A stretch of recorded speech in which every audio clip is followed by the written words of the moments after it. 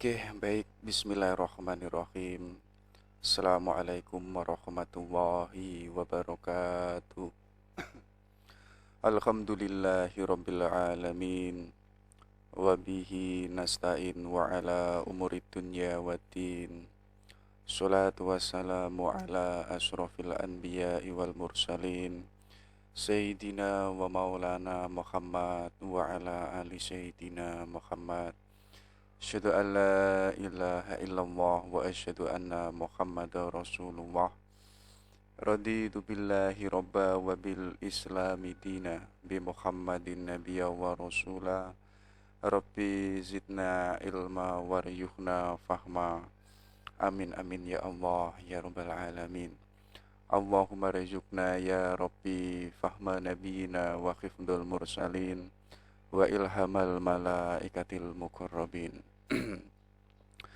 Oke, baik teman-temanku semuanya yang saya hormati. Kita lanjutkan lagi belajar kita. Hari ini kita lari ke India. Kita ketemu Muhammad Iqbal, ya. Jadi beliau ini tokoh lengkap. Jadi seorang filosof, bahkan seorang sufi. Walaupun nanti ceritanya beliau seorang sufi, tapi kiprahnya beliau itu seorang politikus, ya. Kita kan jarang ya mendapati ada seorang sufi, tapi kiprah karirnya itu adalah seorang politikus, yang itu ada di Iqbal. Bahkan beliau pun juga seorang sastrawan, seorang puisi. Nanti banyak sekali, atau teman-teman kalau mau mencari puisi-puisinya Iqbal itu sangat banyak, termasuk dalam ranah filsafat cinta. Bahkan termasuk dalam studi tasawuf, beliau pun juga banyak menulis tentang puisi. Dan beliau ini pun juga seorang ahli hukum. Makanya nggak salah tadi saya bilang beliau ini tokoh lengkap. Jadi ilmunya itu multidimensi. Bahkan nanti ceritanya dalam studi pendidikannya, beliau itu pun juga sempat kuliah di Inggris, yaitu di Cambridge. Pernah juga beliau itu kuliah di Universitas München yang ada di Jerman. Jadi kalau kita melihat sosok Iqbal, ya, kasanahnya itu tidak hanya wilayah timur, tapi beliau pun juga menguasai dua kasanah besar yang ada di dunia ini. Jadi antara khasanah timur dan khasanah barat. Jadi teman-teman kalau pengen hebat, ya sebagaimana Iqbal, yo tidak hanya melulu saja bergelut yang ada di dunia timur, tapi pun juga harus melek pada epistemologi barat. Karena sadar atau tidak hari ini, pengetahuan puncaknya itu yo di dunia barat. Jadi kenapa barat itu eksaktanya itu unggul, kenapa ilmu pengetahuannya itu maju, teknologinya itu maju? Karena basis pengetahuannya atau epistemologinya itu berbeda dengan wilayah timur. Jadi kalau di dunia barat itu memakai epistemologi gaya berpikirnya Aristotelian. Jadi mengkaji sesuatu yang itu nampak, yang itu bisa diukur. Makanya dalam dunia barat itu kalau teman-teman itu menggali aliran-aliran barat, pasti menemukan salah satu aliran yang disebut itu positivistik. Jadi yang baik, yang benar itu ya yang positif, yang bisa dilihat, yang bisa diraba, dan yang bisa diukur. Jadi sesuatu yang itu nggak bisa diraba dan lain sebagainya itu nggak positif. Jadi kalau kita sibuk mengkaji ke sana, katanya orang barat itu meaningless, buang-buang waktu saja. Jadi kalau teman-teman itu membahas eskatologis, membahas surga dan neraka, nanti di akhirat itu bisa melihat Tuhan atau tidak, itu kan perdebatan aliran-aliran Islam sampai hari ini itu kan gak selesai. Wah, nanti nikmatnya yang paling nikmat ketika di akhirat itu ketika melihat Tuhan. Loh, itu kan sesuatu yang sifatnya gak bisa diukur, belum terjadi, belum bisa diobservasi. Ngapain sibuk mengkaji ke sana? Makanya orang barat itu, ayo kita mengkaji yang ada di depan kita, yang bisa diukur. Makanya nggak salah, barat itu sangat maju dalam dunia epistemologi maupun teknologi. Berbeda dengan wilayah timur. Jadi timur itu ya mengarahnya pada spiritualitas ya. Jadi kalau barat itu keluar diri, di dunia timur itu arahnya ke dalam diri. Temukanlah dirimu. Makanya ada pepatah Arab itu menjelaskan man arofa nafsahu fakot arofa robbahu. Jadi barang siapa kok mengenali dirinya, maka dia itu akan mengenali Tuhannya. Jadi teman-teman hari ini kok belum mengerti dirinya sendiri, yo bagaimanapun yo dia tidak akan mengerti adanya Tuhan, tidak mampu mengenali adanya Tuhan.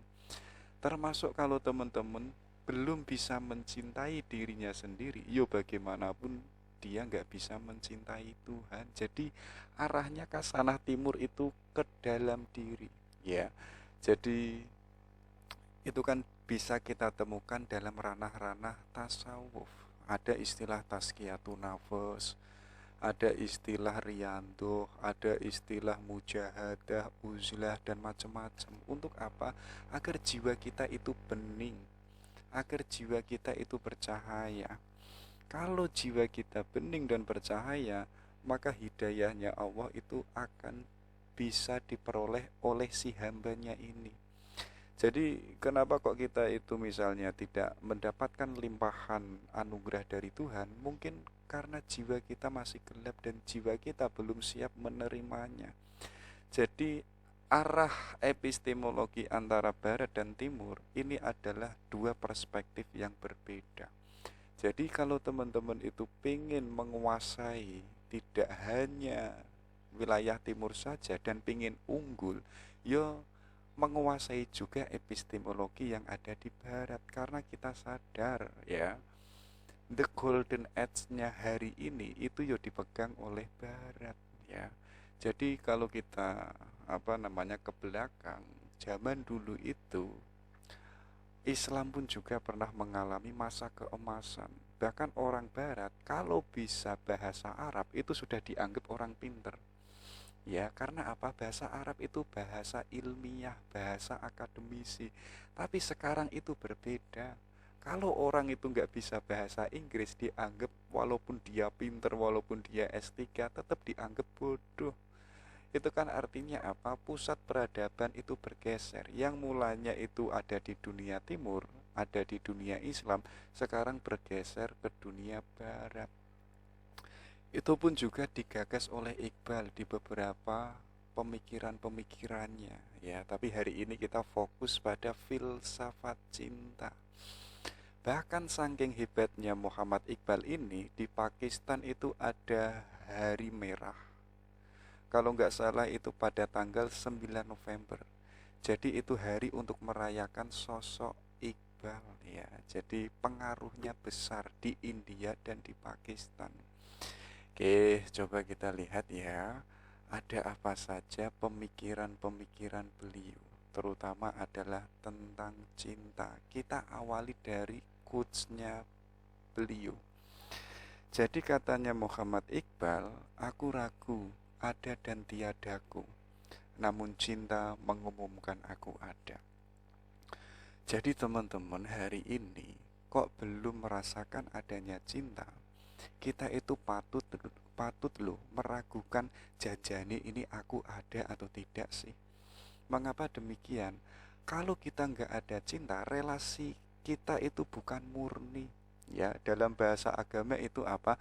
Kalau kita nggak ada cinta, relasi kita sama Tuhan itu belum ikhlas, masih ada pamrih-pamrihnya. Oh, kalau saya sholat duha nanti rezekinya biar biar banyak misalnya.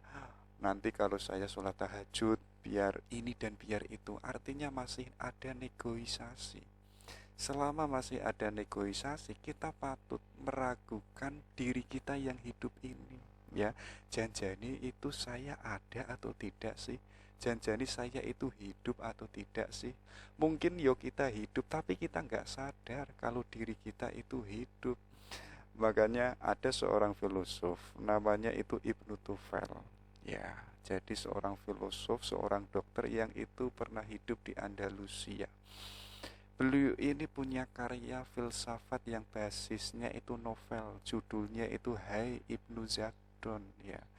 Jadi di novel filsafat itu Ibnu Tufel itu sebenarnya itu ingin bilang banyak loh orang yang hidup tapi nggak sadar kalau dirinya itu hidup ya. Makanya ayo kita gali diri kita dan kita pertanyakan janjani saya itu ada atau tidak.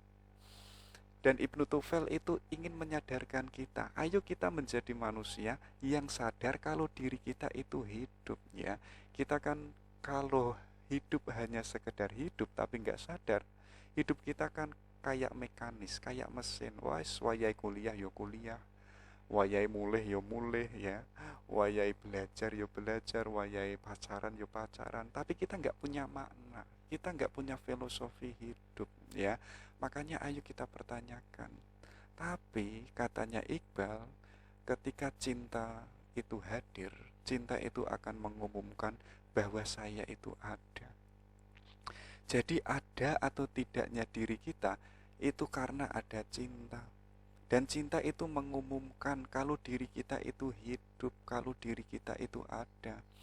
Teman-teman bisa membayangkan hidupnya seseorang yang itu nggak punya cinta dengan seseorang lain yang itu pun punya cinta, hidupnya itu berbeda ya.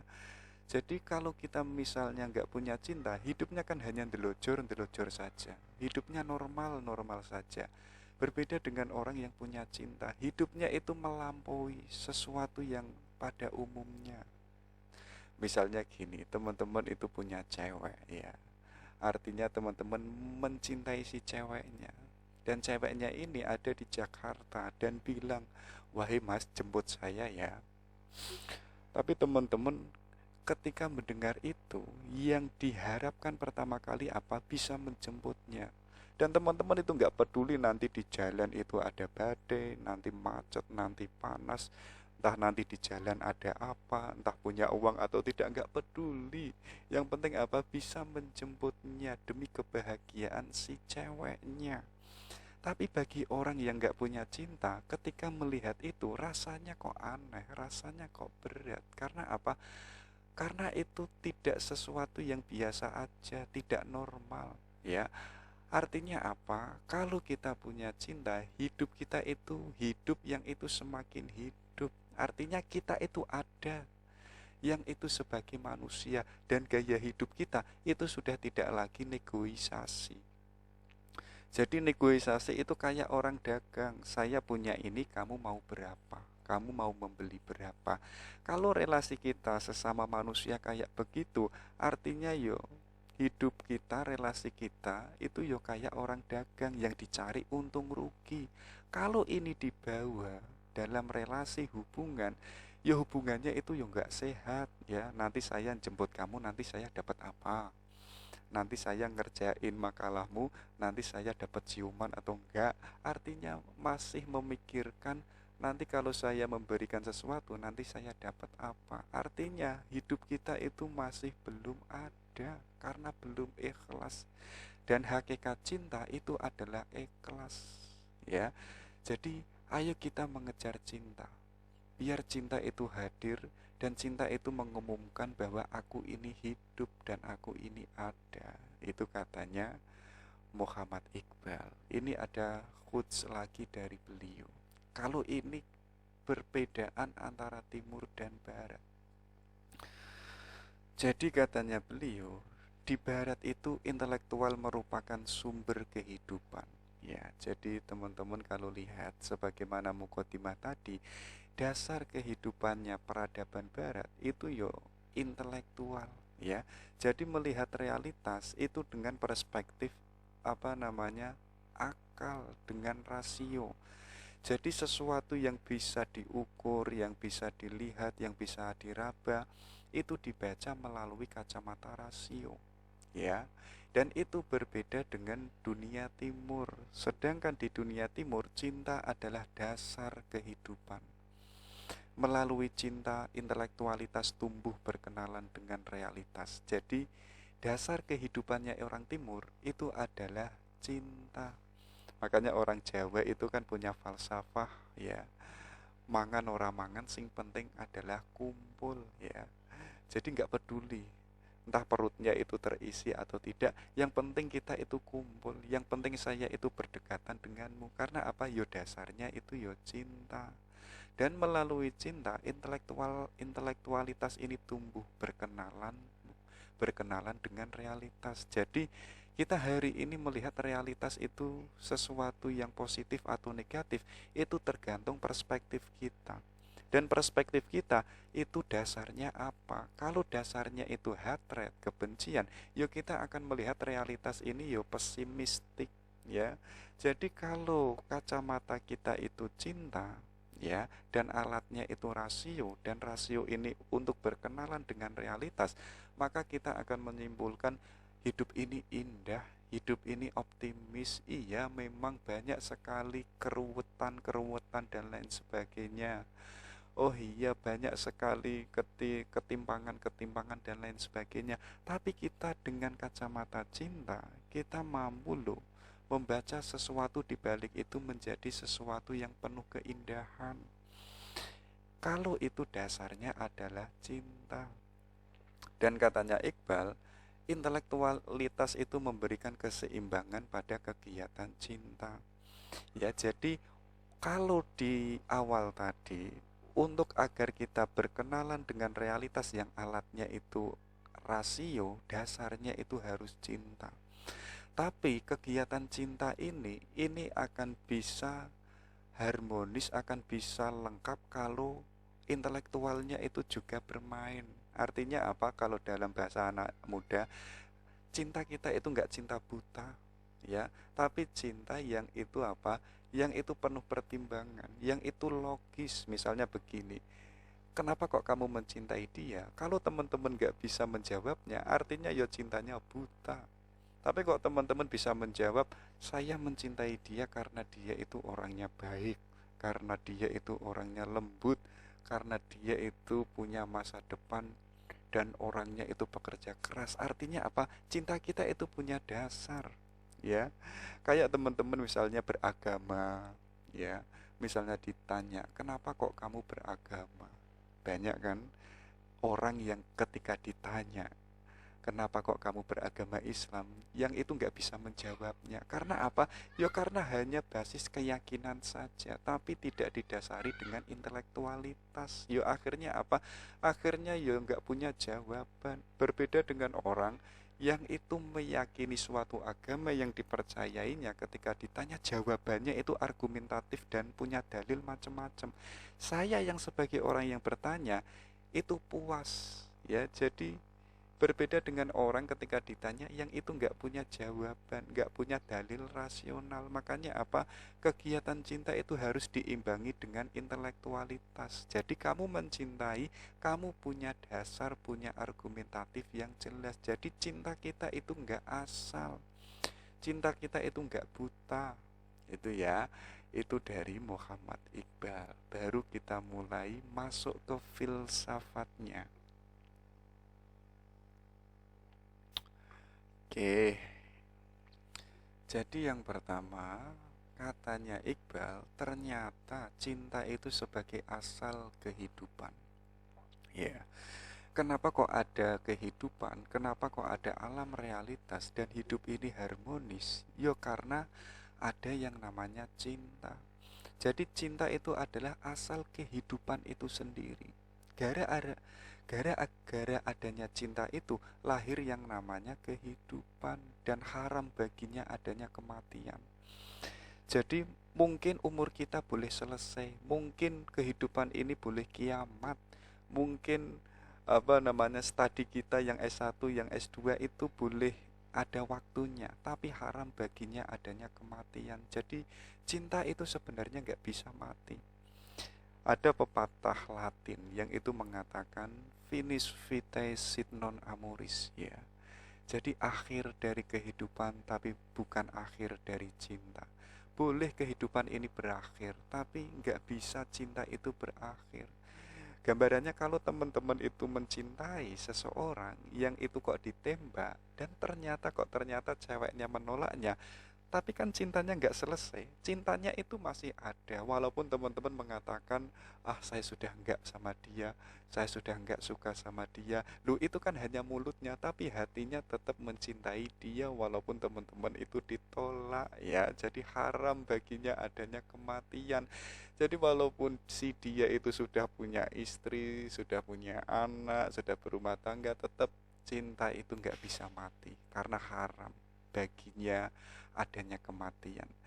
Ya, itu katanya Iqbal. Kenapa kok Iqbal mengatakan cinta itu sebagai asal kehidupan? Coba dicek ya. Karena dasarnya itu ayat 1, ayat 2 dan ayat 3 yang itu ada di Quran surat Al-Fatihah. Ya. Jadi Tuhan itu menciptakan alam semesta yo karena adanya cinta. Kemudian Tuhan itu menciptakan alam semesta. Tapi ketika Tuhan itu menciptakan alam semesta, bukan berarti Tuhan itu melepaskan kewajibannya untuk memeliharanya. Ini kan berbeda kalau teman-teman itu menemukan perspektif yang ada di dunia barat. Jadi Tuhan itu kayak tukang jam. Ketika sudah menciptakan alam semesta dan sudah diberikan hukum kausalitas dan alam semesta ini sudah berjalan sesuai hukumnya, kemudian Tuhan itu lepas tangan. Jadi lepas tangan, entah itu Tuhan nonton bola, entah itu Tuhan itu main basket dan lain sebagainya. Artinya alam semesta itu dilepaskan karena sudah ada hukum kausalitas. Tapi katanya Iqbal enggak. Karena apa? Karena Tuhan itu masih menjaganya. Yang itu dasarnya adalah cinta. Buktinya apa? Buktinya ada di Quran surat Al-Fatihah. Alam semesta ini sudah ada, Tuhan itu masih memeliharanya, masih mendidiknya, termasuk manusia, masih mengasuh, masih mengatur yang ada di alam semesta. Makanya kenapa alam semesta ini harmonis ya, ada siang, ada malam, yang itu nggak bertentangan. Yang bertentangan itu hanya manusia. Makanya Tuhan itu maha pendidik, maha pengasuh, terutama mendidik manusia yang itu bisa melenceng, yang itu bisa keluar dari nature-nya. Jadi kalau kita cermat, alam semesta ini harmonis. Semua variabel yang ada di alam semesta itu berjalan sesuai fungsinya. Malam itu akan tiba pada waktunya, siang itu akan tiba pada waktunya. Apapun itu, bunga mekar, indah mewangi, itu akan mekar pada waktunya. Tapi yang bisa keluar dari itu hanya manusia. Makanya Tuhan itu apa? Dia mendidik, ya, dia pemelihara, terutama manusianya itu sendiri. Beda. Entek kabeh wi. Jadi kenapa alam semesta ini ada?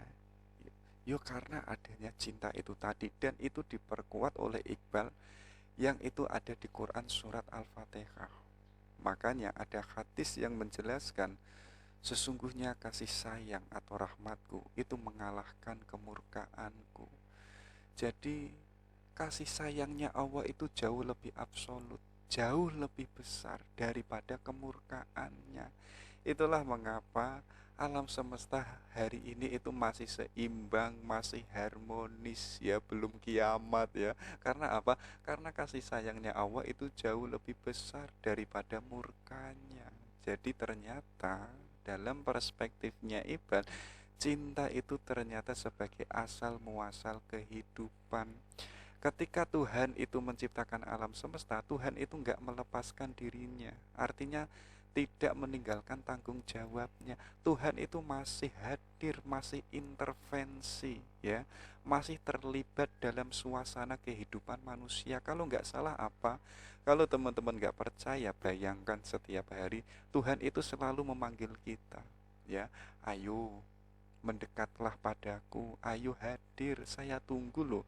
Itu kan ada di azan yang itu dikumandangkan 5 kali sehari, tapi kita nggak sadar ya. Allah itu sudah memanggil, ayo lu datang, aku sudah rindu lo. Ayo lo hadir, saya sudah menantimu lo. Tapi kok kita masih sibuk pada IG, pada Facebook, pada Twitter dan lain sebagainya. Padahal Allah itu senantiasa intervensi, senantiasa terlibat dalam kehidupan cinta. Dari semua itu karena dasarnya adalah cintanya Allah, yaitu Ar-Rahman dan Ar-Rahim. Itu yang pertama. Selanjutnya apa? Gara-gara adanya cinta tadi, ya, itu akan menggerakkan suatu perubahan menuju kesempurnaan. Jadi kalau teman-teman itu pengen sempurna, pengen jauh lebih baik dan lebih baik, ya, dasarnya itu harus cinta. Dengan adanya cinta, kita itu mengarah pada kesempurnaan, ya. Tapi Iqbal ini mengkritik, nggak setuju dengan adanya beberapa para sufi yang itu mengatakan apa? Cinta itu ya salah satu station atau salah satu makomat yang ada di para sufi. Jadi di para sufi itu kan ada stasiun tawakal, ada stasiun sabar, kemudian fakir dan lain sebagainya. Termasuk di dalam stasiun itu adalah mahabbah atau cinta. Tapi Iqbal itu nggak setuju. Termasuk di dalam dunia sufi, untuk kita bisa dianugerahi cinta dan cinta masuk di dalam diri kita, kita itu harus berjuang mati-matian. Dalam istilah lain disebut itu riyandoh. Kita harus tazkiyatun nafas. Baru jiwa kita kalau sudah bening, maka cinta itu hadir di dalam diri kita. Tapi katanya Iqbal nggak begitu. Cinta itu nggak masuk dalam stasiun. Cinta itu nggak harus ditunggu, harus kita rianduh dulu, itu enggak. Melainkan apa? Cinta itu sebagai alat, ya. Jadi alat untuk menuju kesempurnaan. Jadi kalau kita menyadari kalau cinta itu alat, ayo kita gunakan alat itu untuk menuju pada kesempurnaan diri.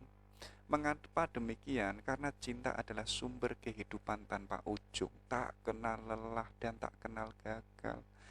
Jadi kalau teman-teman itu punya cinta, sebenarnya hidupnya itu tanpa ujung. Sebagaimana pepatahnya orang Latin tadi, finis vitae sit non amoris, ya. Jadi akhir dari hidup tapi bukan akhir dari cinta. Mungkin teman-teman bisa kehilangan kekasihnya, mungkin kekasihnya diambil orang lain atau kekasihnya itu sudah meninggal, tapi kan cintanya masih ada. Ya, artinya apa? Cinta itu yo sumber kehidupan yang tanpa ujung, tak kenal lelah. Jadi kalau teman-teman itu benar mencintai, sebenarnya itu teman-teman nggak pernah kenal lelah. Hidupnya itu optimis, penuh semangat. Bahkan yang uniknya lagi katanya Iqbal, kalau kita benar-benar mencintai, sebenarnya kita itu nggak pernah kenal yang namanya kegagalan. Kegagalan itu bagi mereka yang itu tidak pernah punya cinta. Ya, gambarannya apa? Gambarannya kayak seorang ibu yang itu untuk anaknya. Loh, anaknya itu kan senantiasa diberikan oleh sang ibu. Ibu itu rela loh memberikan kehidupannya kepada anak. Yang diharapkan itu hanya satu, kebahagiaannya, kesuksesannya. Walaupun nanti anaknya itu nggak sukses, tapi seorang ibu ini tetap bangga pada anaknya. Jadi artinya apa? Seorang ibu itu nggak pernah kenal yang namanya kegagalan. Jadi kegagalan itu hanya mereka yang itu tidak memiliki cinta. Maka dari sini kalau kita menyadari bahwa cinta itu bukan termasuk stasiun, bukan termasuk yang harus kita perjuangkan baru cinta itu hadir. Sebagaimana para sufi nggak begitu. Tapi apa? Tapi cinta itu sudah ada. Kalau itu sudah ada, ayo kita jadikan alat cinta itu untuk menuju pada kesempurnaan. Kalau teman-teman pengen sempurna dan teman-teman sadar jalan kesempurnaan itu adalah kebaikan, dan untuk mengenali kebaikan itu adalah dengan ilmu pengetahuan, yuk teman-teman yuk gunakan cinta itu sebagai alat untuk mencari ilmu. Makanya apa? Cintailah ilmu.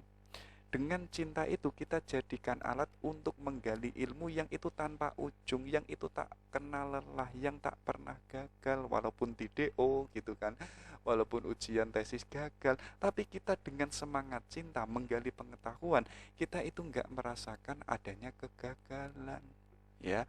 Bahkan nanti dalam hal ini akan dilanjutkan oleh Iqbal apa? Kalau memang kita benar ada yang namanya cinta, kita itu nggak punya rasa masgul dalam bahasanya Iqbal. Maksudnya apa? Kita itu nggak punya rasa jengkel, kita itu nggak punya rasa pesimistik atau galau stres, itu nggak ada. Semua itu ada yo, hanya mereka yang relasinya tadi negosiasi. Bahkan katanya Muhammad Iqbal di dalam sajaknya, apakah cinta? Cinta adalah pengembalian tanpa ujung, menerjang segala batas, menamatkan tujuan akhir. Cinta tak kenal khatam, tak kenal akhir. Ia selalu ke depan dan tak kenal gagal. Itulah cinta, katanya Iqbal, ya.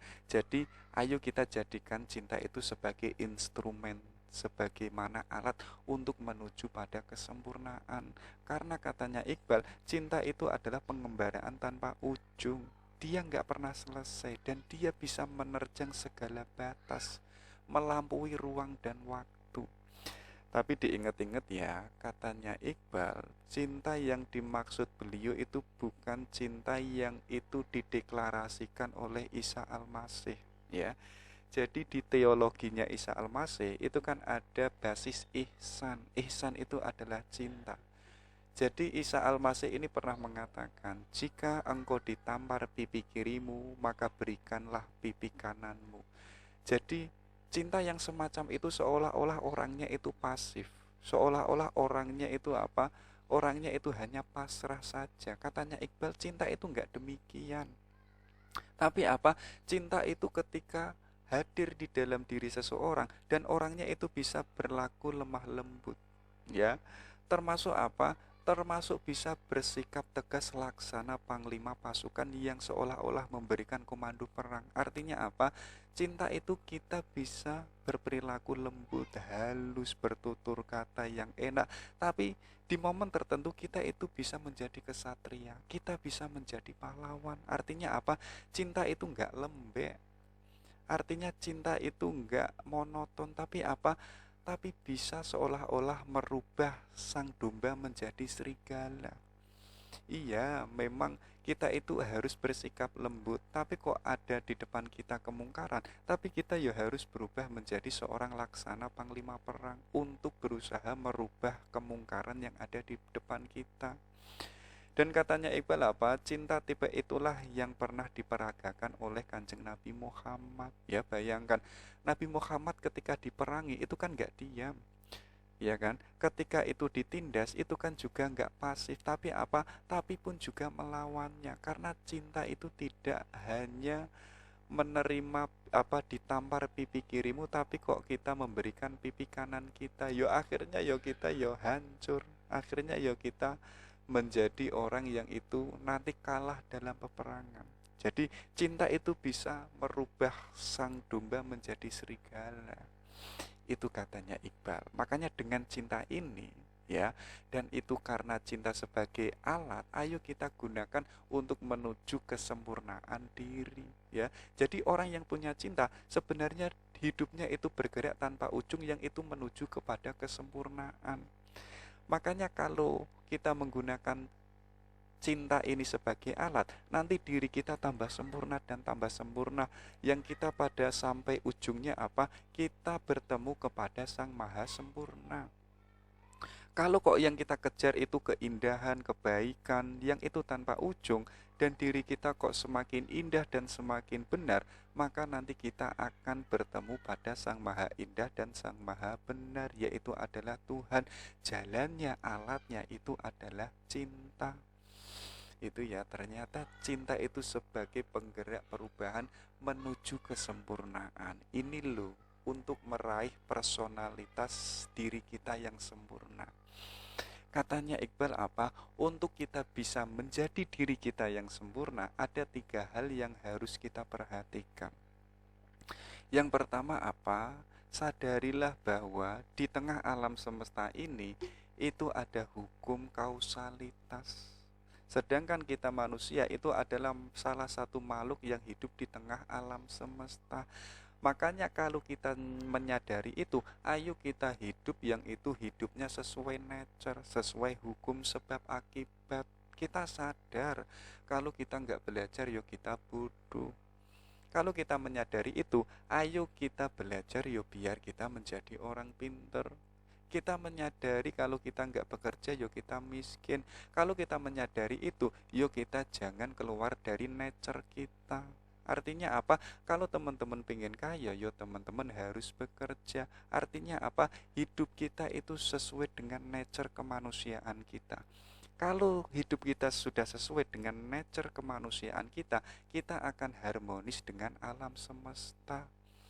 Ya, makanya orang Jawa itu punya istilah mewayu hayuning bawono. Alam semesta ini sudah indah, maka tugasnya kita manusia apa? Ayo kita mengindahkan diri kita biar tampak indah dan semakin indah. Kalau diri kita ini sudah semakin indah, alam semesta yang sudah indah itu akan tampak indah. Makanya teman-teman itu kalau menggali atau jeli pada puisinya Muhammad Iqbal, Iqbal itu pernah mengatakan Tuhan itu menciptakan malam dan manusia itu menciptakan lentera. Artinya apa? Malam yang sudah ada itu kan sudah indah. Ada rembulan, ada bintang-bintang, semuanya itu yang menciptakan adalah Tuhan. Sedangkan kita yang sebagai manusia, kita nggak boleh pasif, kita nggak boleh monoton. Kita harus memperindah alam semesta itu, yaitu apa? Yaitu kalau katanya Iqbal, kalau Tuhan itu menciptakan malam, manusia itu menciptakan lentera. Artinya apa? Malam yang itu sudah indah, itu akan tampak jauh lebih indah kalau si manusianya itu sudah indah. Artinya apa? Hidup kita itu ya sesuai nature. Kalau kita sudah sesuai nature, hidup kita itu harmonis dengan hukum sebab akibat, ya. Jadi teman-teman hari ini kok sadar kalau dirinya manusia, tapi seolah-olah gaya hidupnya kayak malaikat, itu justru merusak dirinya sendiri. Sadar kalau 3 hari nggak makan itu bisa semaput misalnya, tapi teman-teman seolah-olah saya ini seolah-olah kayak malaikat. Ya sudah, saya mencoba tidak makan selama 3 hari, yo akhirnya teman-teman itu yo sakit, nanti dibawa ke rumah sakit. Karena apa? Karena hidupnya tidak sesuai dengan sisi kemanusiaannya. Maka sadarilah itu bahwa saya itu manusia. Ayo kita hidup yang itu sebagai manusia, bukan sebagai dewa, bukan sebagai malaikat. Kalau kita sudah hidup sebagai sisi kemanusiaan kita, kita akan bisa patuh pada sebab dan musabab hukum kausalitas yang ada di tengah alam semesta. Ya, bahkan katanya Iqbal, ya, beliau mengatakan apa? Who would master the sun and the star? Ya, let him make himself a prisoner of law. Jadi bagi yang berhasrat menundukkan matahari dan bintang, hendaknya hendaknya mereka itu rela menjadi tawanan hukum. Jadi teman-teman, kalau pengen menundukkan ya matahari dan bintang, kita itu harus bisa hidup yang sesuai dengan hukum kausalitas, ya. Jadi kita harus berani dulu menjadi tawanan hukum. Artinya apa? Hidup kita itu tidak keluar dari hukum, karena alam semesta ini ada hukumnya. Itu yang pertama katanya Iqbal. Yang kedua apa? Kalau kita sudah hidup sesuai dengan hukum kausalitas, ayo kita sadari bahwa di dalam diri kita itu ada jiwa. Dan katanya Iqbal, jiwa ini sebagaimana seekor unta, yang itu kadang bisa kuat, yang kadang pun juga punya keinginan yang sangat keras. Maka tugas kita apa? Ayo kita kendalikan jiwa yang ada di dalam diri kita. Jangan sampai unta itu menjadi liar, jangan sampai unta itu menindas diri kita, atau kita diperbudak oleh yang namanya unta. Untuk kita menundukkan unta, ayo kita kontrol jiwa kita, ya. Maksud dalam bahasa agama apa? Di dalam diri kita itu ada nafsunya. Jadi nafsu ini nggak bisa kita bunuh. Yang kita bisa lakukan apa? Yaitu mengontrolnya. Kapan waktunya kita bergerak dan kapan waktunya kita berhenti, kapan waktunya kita itu makan, dan kapan waktunya kita itu berhenti makan. Artinya apa? Hidup kita itu bisa kita kontrol atas kehendak kita. Bukan yang sebaliknya, hidup kita itu justru malah kok dikontrol oleh seekor unta, ya. Makanya katanya Iqbal apa? He that does not command himself become a receiver of command from another. Jadi kok orang yang tidak dapat memerintah dirinya sendiri, ia akan diperintah orang lain, ya. Jadi jangan salahkan orang lain, kenapa kok orang lain memerintah diri kita, menguasai diri kita, menghegemoni diri kita. Ya karena diri kita nggak mampu menguasai apa yang ada di dalam diri kita. Makanya step pertama, kalau teman-teman ingin menguasai orang lain, atau bahkan ingin menguasai alam semesta, teman-teman itu step pertama apa? Harus menguasai dirinya sendiri. Makanya Rumi itu pernah mengatakan, orang pinter itu adalah orang yang ingin menguasai atau ingin merubah negaranya, atau ingin merubah alam semesta. Itu cirinya orang pinter. Sedangkan orang bijaksana itu adalah orang yang ingin merubah dirinya sendiri, termasuk apa? Mengontrol dirinya sendiri. Jadi yang pertama, ayo kita hidup sesuai dengan nature. Yang ketiga apa? Yaitu mengarah ke dalam. Ayo kita kontrol, kuasai unta yang ada di dalam diri kita. Kalau kita sudah sukses di situ, nanti kita akan masuk pada perwakilan. Kita sudah layak menjadi wakilnya Allah, atau bahasa agama itu menjadi apa namanya? Khalifatullah yang ada di alam semesta. Karena apa? Karena kita layak, karena kita sudah sukses menjadi manusia yang layak, yang itu menguasai, yang menjadi wakilnya Allah di tengah alam semesta, ya. Jadi level step yang ketiga yang disebut perwakilan ini, ketika apa? Ketika kita itu sudah mampu mengendalikan nafsu, ya, mengendalikan seekor unta yang ada di dalam diri kita. Akhirnya apa? Kita itu mampu menggapai mahkota kerajaan. Itu katanya Iqbal. Dan katanya Iqbal apa? If you can rule thy camel, you had rule the world and wear on thine head the crown of Solomon.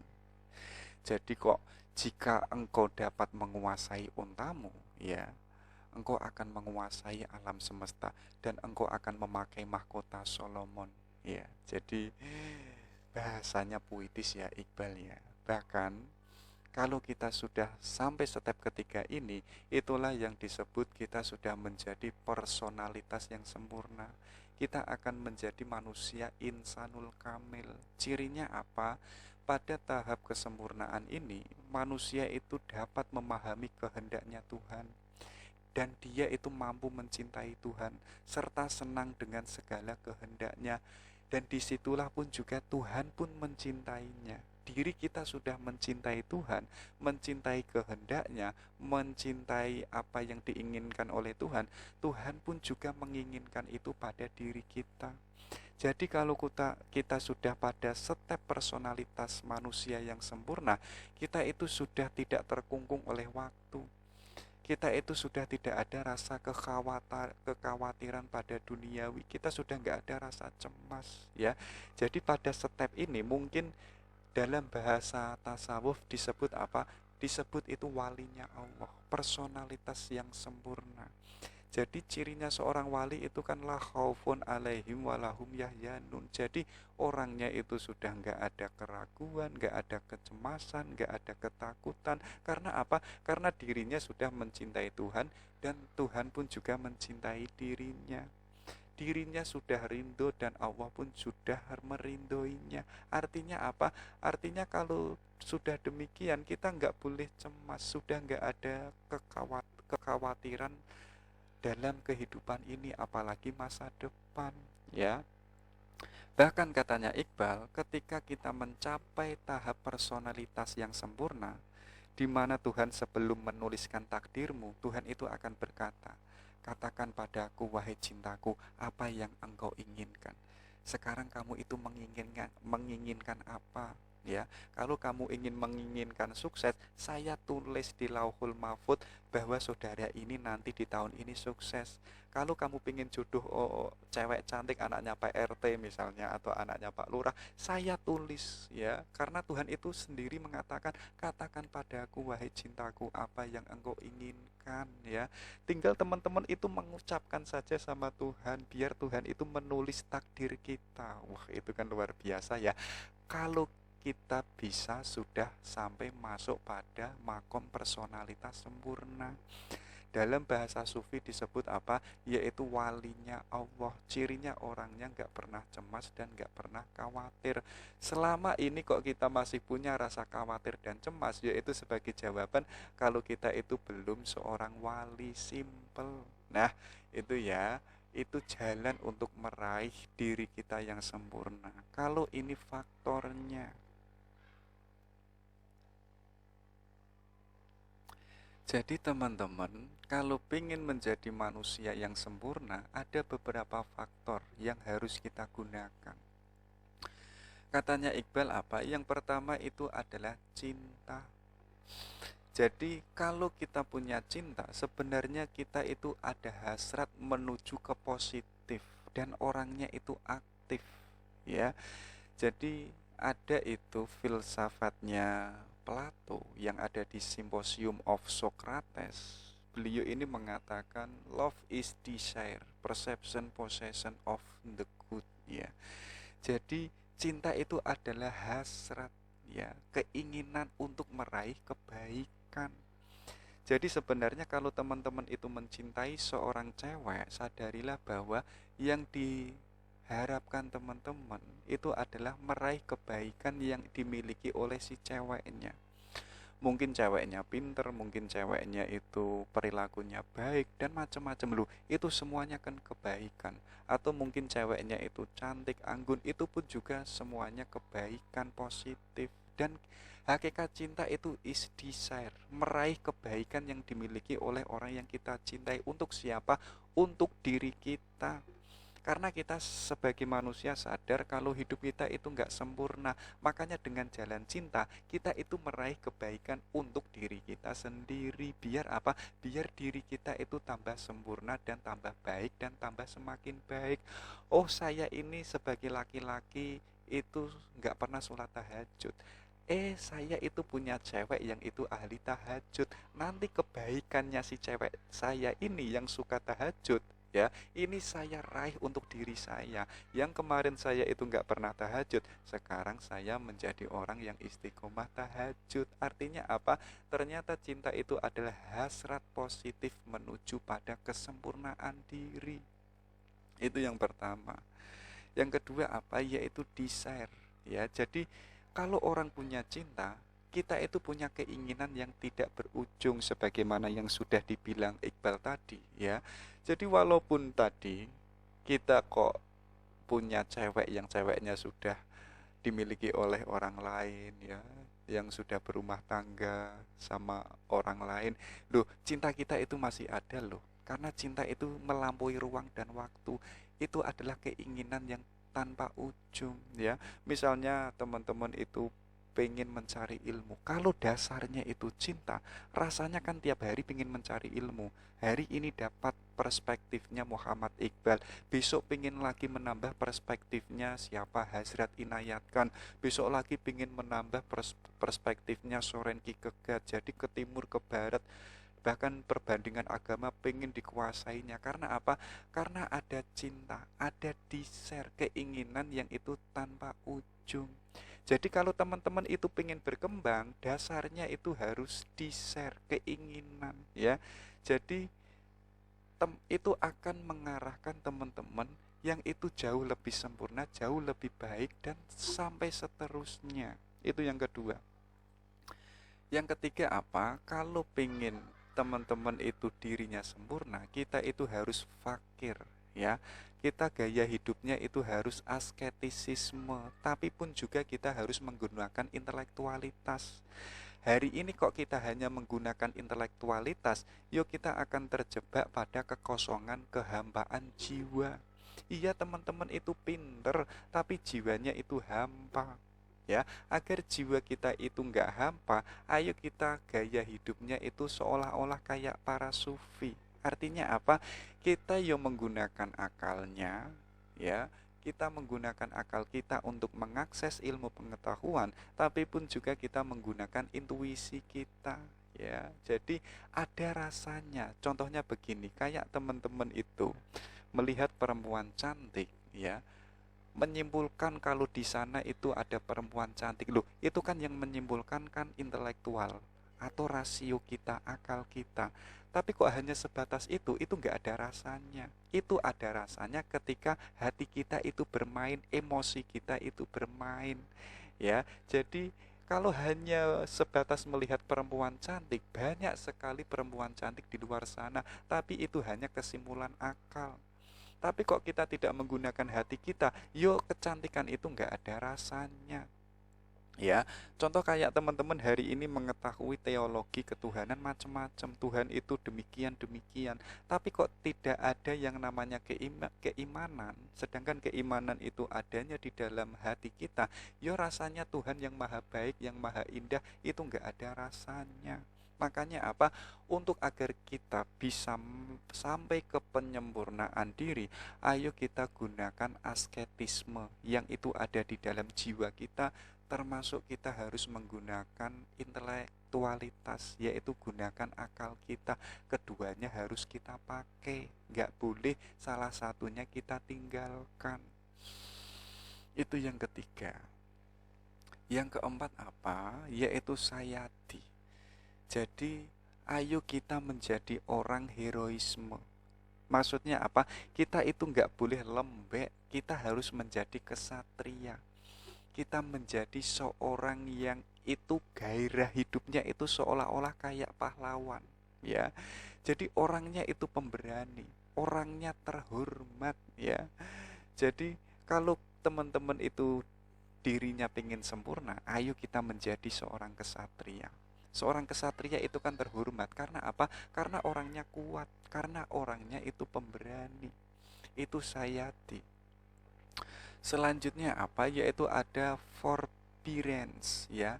Jadi ayo gaya hidup kita yang itu bisa respect pada orang lain, ya, bisa mentoleransi pada orang lain. Oh, saya itu agamanya A, orang lain itu agamanya B, atau teman kita yang circle kita itu agamanya macam-macam. Ayo kita tetap hormati, ya. Ayo kita tetap respect sama teman kita yang beda keyakinan dengan kita. Artinya apa? Kita itu terbuka. Berbeda kalau kita hari ini tertutup, circle kita kok hanya orang NU saja. Kalau Muhammadiyah kita nggak mau misalnya. Kalau orang HTI kita menutup diri, yuk kita nggak berkembang. Ilmu pengetahuan kita yuk hanya kita dapatkan dari circle NU, ke NU-annya itu. Tapi kok kita respect, membuka diri, semua orang kita terima, kita hormati, kita bisa bergaul dengan orang yang macam-macam. Loh, kita akan mendapatkan berbagai macam banyak kebenaran dan kita mampu memilih dan memilihnya. Artinya apa? Artinya pengetahuan kita itu banyak karena kita mau respect, kita mau terbuka, ya, dan kita mau mentoleransi perbedaan-perbedaan yang ada di luar diri kita.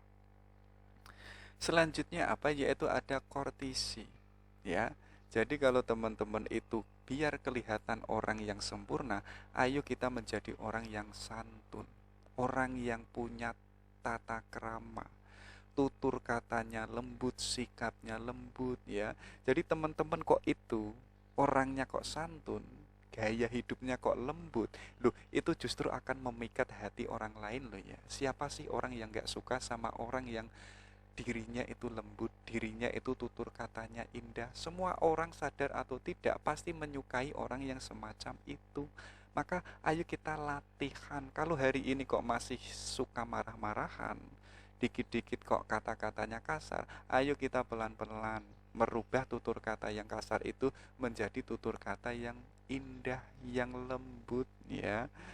Yang terakhir apa? Yaitu obstruction. Ayo kita mengenali kejahatan, termasuk kejahatan yang ada di dalam diri kita. Sebagaimana katanya Iqbal tadi, ada seekor unta yang ada di dalam diri kita. Tugas kita apa? Ayo kita kendalikan. Kita nggak bisa membunuhnya. Yang kita bisa apa? Mengontrolnya. Dan katanya Iqbal, itu sebagai pelayan untuk mencapai wilayah ketuhanan. Jadi beberapa faktor yang itu dijelaskan oleh Iqbal, ada desire, ada satiety, ada obstruction, dan lain sebagainya. Itu semuanya nggak ada artinya kalau tidak ada yang namanya cinta. Karena apa? Cinta itu mendapatkan prioritas khusus dalam pandangannya Iqbal. Kalau kok kita punya desire, kok dasarnya nggak cinta, mungkin keinginan kita nanti punya keinginan macam-macam. Kalau kita tidak mendapatkannya, yo nanti kita galau, kita stres. Sedangkan katanya Iqbal, cinta itu nggak ada rasa maskul, nggak ada yang namanya kegaluan, nggak ada yang namanya kata kekalahan, itu nggak ada. Makanya semua itu tadi dasarnya itu ya harus cinta, biar kita tidak mengenal kekalahan atau kegagalan. Baik, kita lanjutkan lagi. Ini loh katanya Iqbal lagi ya. Ini sebagai melanjutkan tadi. Dengan adanya cinta, kita itu akan menjelmakan puncak prestasi kemanusiaan kita, ya. Ini sebagaimana yang sudah disebutkan Iqbal tadi. Untuk agar kita mencapai puncak prestasi kemanusiaan, kita itu harus menggunakan akal kita.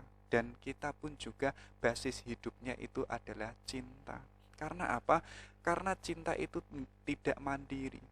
Makanya kalau itu nggak mandiri, kita harus dipandu dengan akal. Cinta itu harus dipandu dengan akal. Yang keduanya itu harus berjalan perpaduan seimbang, ya. Artinya apa? Kita mencintai tapi kita punya argumen yang jelas kenapa kita mencintai. Kita beragama, kita punya argumen yang jelas itu kehendak kita atau kehendak orang lain, ya. Jadi saya itu pernah naik sepur, nggak tahu kenapa di sebelah saya itu ada perempuan cantik, ya, dan dia lagi sibuk main HP karena apa namanya berdekatan. Akhirnya yuk kita ngobrol. Nggak tahu kenapa si ceweknya ini bilang, wah mas, kamu agamanya Islam ya? Saya jawab iya. Dan ceweknya ini bilang, mas kok mau-maunya sih? Masnya itu masih beragama Islam. Cobalah jelaskan sama saya, kenapa kok sejauh ini masnya itu masih beragama Islam, ya. Misalnya kok saya jawab di Al-Quran itu ada, si mbaknya ini pasti nggak percaya karena dia nggak beragama Islam, ya. Kenapa? Ketika kita mendapati hal semacam itu, artinya apa? Kita harus menggunakan akal kita. Kita punya dalil argumentatif, ya. Kenapa kok teman-teman itu mencintai anaknya Pak Lurah, ya? Kalau kok hanya cinta-cinta saja, ya akhirnya cinta kita buta, cinta yang tidak memiliki dasar, dan itu nggak disetujui oleh Iqbal. Cinta itu harus diimbangi dengan akal rasio.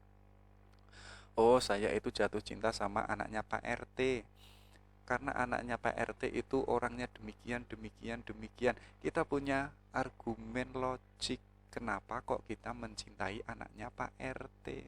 Nah, untuk kita memadukan antara cinta dan akal, ya, seolah katanya Iqbal apa? Kita pun juga harus menjadi seorang mistisisme dan seorang saintisme. Kita menjadi ilmuwan, sekaligus kita itu menjadi seorang sufi, ya. Jadi kok kita hari ini seorang sufi-sufi saja, kita itu nggak bisa melahirkan karya-karya hebat seolah seperti Rumi, ya. Rumi itu kenapa puisinya bahkan ribuan, ya. Bahkan Rumi itu kan seorang mistisisme dan dia itu bisa membuat karya yang luar biasa karena apa? Yo karena menggunakan akalnya. Kalau akalnya nggak dipakai, yo keindahan bersama Tuhan, mahabbah kita bersama Tuhan, yo itu yo hanya sebatas kita yang merasakannya. Kita nggak mampu menulisnya dengan argumentatif yang itu bisa dibaca oleh orang orang lain, ya. Makanya apa? Biar tidak kita saja yang merasakannya, ayo kita menjadi seorang sufi, termasuk pun juga menjadi seorang intelektual, ya. Itulah yang disebut prestasi kemanusiaan puncak. Tapi kok kita hanya menjadi ilmuwan-ilmuwan saja, hati kita yo hampa. Ya, kayak tadi loh, teman-teman melihat perempuan cantik, tapi kok hanya melihat kecantikannya saja, tapi tidak menggunakan hatinya. Yo, kita tidak bisa merasakan keindahan kecantikan si cewek itu, ya. Dan kita pun juga harus vision and power. Kita punya misi, tapi pun juga kita punya kekuatan, punya keberanian. Teman-teman punya mimpi, tapi nggak punya power. Yo hanya sebatas mimpi. Mimpinya yo hanya di dalam mimpi. Itu kan, itu kan buruk ya. Wis mimpi, tapi kok di dalam mimpi. Yo bagaimanapun mimpinya nggak wujud. Untuk agar mimpi kita itu tercapai dan tergapai, kita harus punya keberanian, kita harus punya kekuatan. Dengan kekuatan itu, kita akan mudah dan kita berani untuk meraih mimpi-mimpi kita. Ya, yo gambarannya kok teman-teman kok jatuh cinta sama perempuan, tapi kok nggak punya power, nggak punya keberanian. Yo akhirnya yo ceweknya yang ditaksir itu ya ditembak oleh orang lain. Sekarang teman-teman nangis. Kenapa demikian? Yo karena teman-teman punya vision tapi nggak punya power. Makanya apa? Kita harus menjadi seorang sufi sekaligus seorang saintisme, ya. Kita pun juga harus punya visi yang jelas, tapi pun juga harus punya kekuatan yang besar, punya keberanian. Seolah-olah tadi kita seolah seperti halnya panglima yang itu berani mendeklarasikan perang. Disitulah puncaknya pribadi, the perfect man. Kita menjadi manusia yang sempurna, ya. Itu adalah cinta yang dibarengi, yang bersamaan dengan akal. Artinya cinta kita itu nggak omong kosong, yang nggak punya dasar. Cinta itu punya dasar kalau itu dibarengi dengan akal. Oke, ini loh yang saya sebut tadi. Karena katanya Iqbal apa? Kalau teman-teman itu benar mencintai sesuatu yang di luar dirinya, bahkan mencintai dirinya sendiri, teman-teman itu nggak ada rasanya jengkel, nggak ada yang namanya galau, stres itu nggak ada. Yang ada itu apa? Yang ada itu kebahagiaan. Misalnya teman-teman itu mencintai cewek, ternyata kok ceweknya itu malah pergi sama orang lain, atau teman-teman ditinggalkan. Loh, teman-teman itu tetap happy. Nggak ada cinta itu stres, galau itu nggak ada. Ya, kenapa kok teman-teman itu happy? Karena yang diharapkan dari teman-teman untuk si ceweknya itu, yang diharapkan itu satu, yaitu adalah kebahagiaannya. Walaupun kebahagiaannya itu bersama orang lain, saya sadar, saya tak berhenti, tapi saya rela. Karena yang saya harapkan adalah kebahagiaanmu. Walaupun ceweknya mengatakan, saya bahagia kalau saya itu tidak bersamamu. Loh, teman-teman itu akan rela pergi loh ya. Demi apa? Demi kebahagiaan si dia. Artinya kalau kita menyadari ini, selama kita jatuh cinta, punya rasa, kok masih ada rasa maskul, masih ada stres dan galau, ditolak ceweknya, kemudian kita menyimpulkan hidup ini sudah gelap, seolah-olah kiamat. Artinya itu belum cinta. Artinya tadi kita masih negosiasi, ya. Makanya katanya Iqbal apa? Bebaskan kami dari kesal dan sebal hari ini dan esok. Kami berjanji mencintai yang tunggal. Kamilah fitrah tersembunyi dalam kalbu Tuhan. Ya, jadi kalau teman-teman itu sudah mencintai, nggak ada kegalauan, nggak ada stres, nggak ada gagap dan gugup. Yang ada itu adalah kegembiraan. Tapi katanya Iqbal apa? Walaupun cinta itu tidak ada rasa jengkel, tapi kok nanti di suatu momen tertentu kita berhadapan kepada sesuatu yang itu yang memungkinkan kita harus membunuh, yuk kita yuk harus membunuhnya. Tapi kita membunuhnya itu yuk atas dasar rasa cinta. Jadi kita membunuh sesuatu, kita menegur sesuatu, kita menegurnya itu bukan atas rasa kebencian, tapi apa? Kita menegurnya itu yuk atas dasar cinta. Bahkan apa? Cinta itu bisa membunuh, tapi membunuh dengan atas nama Allah. Misalnya teman-teman punya cewek, ceweknya kok ketahuan mencuri, yuk kita harus menegurnya, ya. Tapi kok kita mensupport cewek kita yang mencuri, ya akhirnya ya cinta kita tadi itu tidak atas dasar akal. Cinta kita terjebak pada cinta buta. Tapi kok kita mengetahui cewek kita kok ternyata mencuri, yuk kita harus menghardiknya, kita harus menasehatinya. Lebih-lebih kalau kita memarahi, yuk memarahinya. Tapi apa? Memarahinya dia, tapi dasarnya itu cinta, bukan kebencian. Ya, makanya Iqbal itu mengutip hadis. Itu loh, lihatlah Nabi ketika menyembelih binatang, barang siapa yang belum menyembelih, hendaklah menyembelih dengan membaca basmalah. Artinya apa? Kita menyembelih itu atas dasar Allah, atas nama Allah. Jadi kita misalnya harus membunuh musuh kita atau orang yang memerangi kita, kita tetap membunuhnya, tapi kita tidak membunuh atas dasar kebencian, karena kita tahu dasar itu apa kebencian itu adalah penyakit yang ada di dalam diri kita. Tapi tetap kita membunuhnya, tapi membunuh atas dasar cinta, ya. Jadi itulah cinta yang itu nihil dari rasa maskul. Oke, ada lagi dari beliau. Itu katanya Iqbal apa? Cinta itu menepikan rasa takut. Jadi kok teman-teman, kok punya cinta, orangnya itu nggak punya rasa takut. Ya, jadi dengan semangat cinta, seseorang itu mampu menghalang apapun dalam rangka meraih tujuan setinggi-tingginya hingga dia mencapai derajat kemanusiaan, bahkan pada level manusia Tuhan. Jadi untuk kita bisa mencapai manusia Tuhan, ya, dasarnya itu adalah cinta. Dan cinta itu tidak mengenal yang namanya rasa takut. Tapi kok teman-teman punya cinta, orangnya kok takut, lembek, orangnya pesimistik, itu bisa dipertanyakan lagi. Jangan-jangan saya itu belum mencintai. Jangan-jangan saya itu hanya mengagumi, hanya naksir saja, tapi belum masuk pada level mencintai. Tapi kok teman-teman sudah masuk dalam level mencintai, apapun itu yang ada di depan kita, ya, kita itu berani melampauinya, kita berani menerjangnya. Untuk apa? Untuk meraih tujuan setinggi-tingginya, yaitu menjadi manusia Tuhan. Dalam bahasa sufi yang itu disebut insanul kamil. Kita berani menderita, kita berani melawan ego kita berani melawan nafsu kita. Demi apa? Demi meraih manusia yang sempurna. Bahkan katanya Iqbal, ya, cinta tidak takut kepada pedang dan belati. Cinta tidak berasal dari air dan bumi. Cinta menjadikan damai dan perang di dunia. Sumber hidup ialah kemilau pedang cinta. Tebing yang paling keras gemetar oleh tinjauan cinta. Cinta ilahi akhirnya mewujudkan Tuhan, ya. Jadi walaupun kita ditodong oleh belati maupun pedang, kita itu nggak ada yang namanya rasa takut, ya. Bahkan apa? Cinta itu bisa menjadikan damai dan perang di dunia ini. Tapi walaupun kita tadi, walaupun harus perang, kita harus perangnya itu ya atas nama Allah, atas dasar cinta.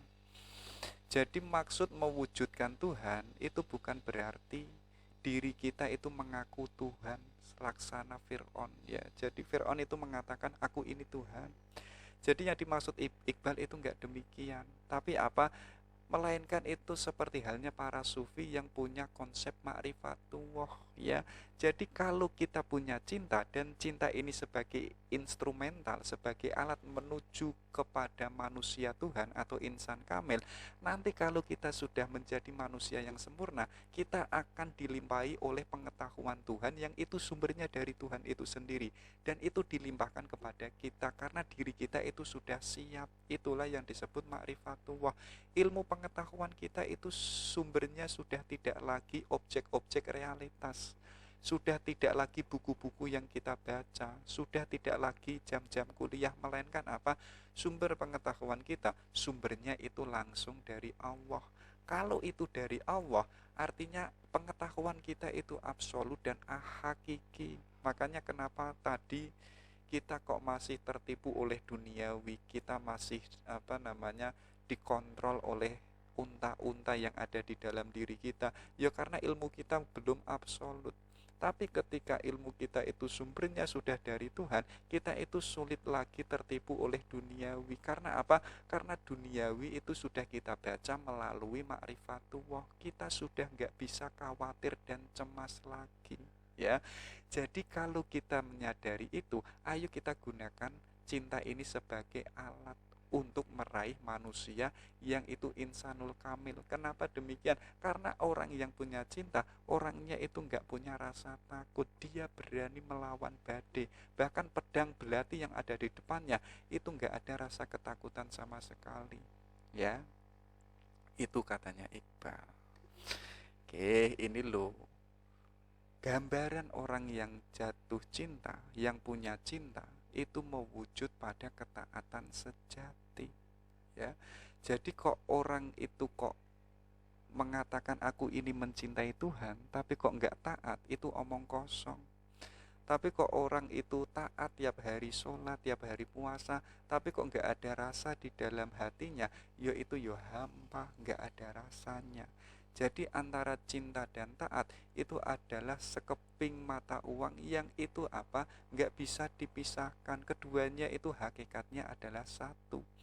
Orang yang taat itu hakikatnya di dalam dirinya ada cinta. Kalau orang itu sudah punya cinta, orangnya pun juga pasti taat. Orang mau sholat, mau zakat, mau berjuang, mau jihad, mau mencari ilmu, ya karena ada dasar cinta. Kalau orangnya itu sudah menjadi orang taat, sudah melakukan macam-macam tadi, ya, karena di dalam dirinya ada cinta. Tapi kok kita hanya sholat-sholat saja, ya, hanya menjalankan kita sebagai hambanya Allah, tapi kok nggak ada yang namanya cinta, ya hati kita hampa, nggak ada rasanya. Kayak temen-temen itu tiap hari jemput, tiap hari traktir, tiap hari nanti nganter sampai ke kosnya, ya itu kan gambarannya seolah-olah kayak orang tiap hari sholat, tiap hari puasa, tapi nggak ada yang namanya cinta, ya nggak ada rasanya. Berbeda kalau tiap hari kita jemput, kita pergi bersama, tapi ada jatuh cinta di dalam diri kita. Itu rasanya jauh lebih indah, rasanya jauh lebih nikmat. Jadi antara cinta dan taat itu adalah seperti halnya dua mata keping uang yang kelihatan berbeda. Hakikatnya itu nggak bisa dipisahkan, hakikatnya itu satu. Orang yang taat pasti dasarnya cinta, orang yang mencintai pasti dia taat, nggak bisa dipisahkan. Ini loh katanya Iqbal, cinta itu sebagai identitas keimanan. Ini sebagai penegasan tadi, ya. Jadi cinta adalah iman itu sendiri. Jika ada orang mengaku beriman tetapi tidak ada cinta di dalam dirinya, sesungguhnya orang itu kafir, ya. Makanya dalam syairnya Iqbal itu, hiasi dirimu dengan rona ilahi, hormatilah dan jayakanlah cinta.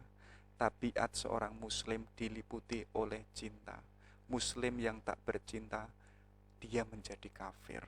Ya, jadi kok kita tidak punya rasa cinta, apalagi nggak ada rasa cinta sama Tuhan, hakikatnya kita itu belum beriman. Kalau kita belum beriman, hakikatnya kita itu masih kafir. Makanya ayo kita kejar cinta itu. Kalau kita sudah mendapatkannya, itu akan mewarnai keimanan kita. Analoginya itu seperti halnya laksana dua lampu pijar, ya. Jadi iman ini bercahaya, cinta ini bercahaya. Gambarannya kayak ruangan. Kalau cahayanya itu hanya satu, itu cahayanya itu akan kalah kalau memiliki dua cahaya. Kalau cahaya kita hanya cinta saja, itu ruangan itu belum tampak kelihatan bercahaya dan indah. Untuk agar ruangan kita itu semakin indah, semakin bercahaya, kita harus memakai iman dan cinta biar ruangan kita itu semakin bercahaya.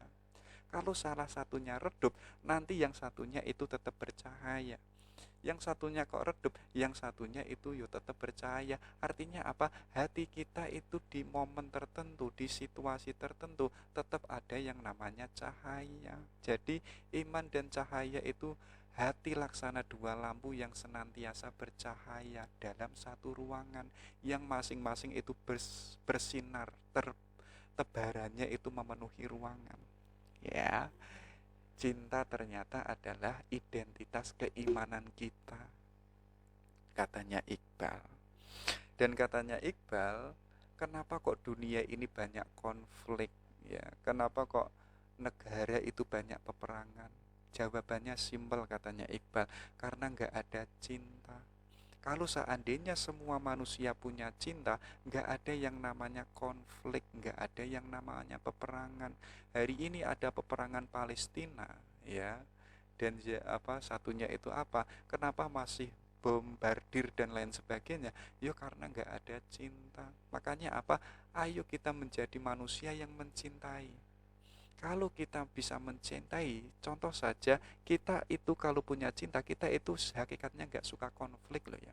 Karena apa? Karena yang diharapkan diri kita untuk orang yang kita cintai itu adalah kebenaran. Loh, kebaikan dan lain sebagainya. Itu satu orang. Bayangkan kalau itu semua orang seluruh di dunia ini, kalau di dalam dirinya ada cinta, pasti nggak ada yang namanya konflik. Kalau itu nggak ada konflik, lahirlah yang itu disinggung di dalam Al-Quran, yaitu apa? Baldatun tayyibatun. Jadi negeri yang penuh kebahagiaan, negeri yang penuh kebaikan, dasarnya itu adalah cinta. Makanya dalam syairnya beliau, bila pribadi diperkuat dengan cinta, menjadikan negeri bencana ini menjadi surga Firdaus. Jadi walaupun suatu negeri itu penuh peperangan, penuh bencana, walaupun itu krisis dan lain sebagainya, tapi kok penduduknya itu penuh dengan cinta. Negeri yang penuh bencana, penuh kekurangan itu seolah-olah menjadi surga Firdaus, menjadi negara yang indah, menjadi baldatun thayyibatun warobun, ya. Jadi kenapa kok dunia ini penuh konflik? Ya karena nggak ada cinta. Seandainya ada cinta, pasti alam semesta ini nggak ada satupun konflik. Itu katanya Iqbal. Oke, kalau ini lewati. Yang terakhir katanya Iqbal. Jadi the hardest rock earth shivered beloved glance. Jadi apa? Karang yang kuat itu, yang kokoh itu bisa bergetar hanya gara-gara lirikan cinta. Makanya apa? Learn to love and seek I beloved. Makanya apa? Ayo kita mencintai dan carilah kekasih, katanya Iqbal. Kenapa demikian? Kalau kita punya cinta, kita melirik saja itu bisa menggetarkan seseorang. Bahkan batu karang yang itu keras itu bisa rusak, bisa gemetar hanya gara-gara karena lirikan cinta. Makanya apa? Ayo kita belajar mencintai. Kalau kita sudah belajar dan bisa mencintai, ayo kita ayo kita mengejar seorang kekasih. Biar apa? Biar cinta kita itu tersalurkan, ya. Learn to love and seek I beloved. Ayo kita mencintai dan mencari seorang kekasih. Biar tadi teman-teman itu ada. Jadi ada dan tiadanya teman-teman itu ya karena ada cinta. Kalau selama belum ada cinta, hidupnya teman-teman itu boleh diragukan. Ketika cinta itu hadir di dalam diri kita, cinta itu sendirilah yang mengumumkan bahwa saya itu hidup, bahwa saya itu ada, hidup kita tambah berwarna. Oke, itu ya. Itu filsafat cintanya Iqbal. Oke, setidaknya kita punya perspektif sedikit dari tokoh India yang sangat luar biasa ini, yaitu Iqbal. Oke, semoga bermanfaat. Kita akhiri. Assalamualaikum warahmatullahi wabarakatuh.